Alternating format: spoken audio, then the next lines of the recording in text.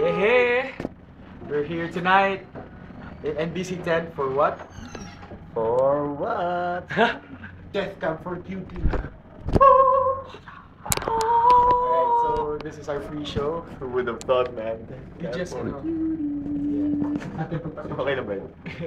we just finished our sound check, and we're getting ready to go up on stage in a bit. So Francis, what can you say about this momentous event? You know, these events like this, it's insane. I can't breathe. My hands, but it's normal. It's still palpitating, see? No. Okay, let's talk about this. So, Mr.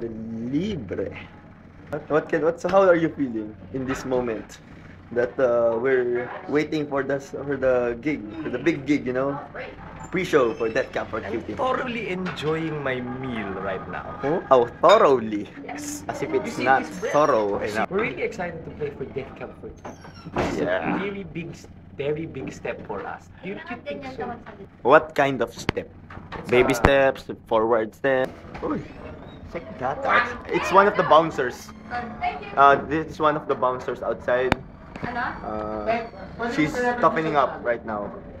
Check that out. Do you listen to Death Camp for Cutie? I listen to them with my eyes closed.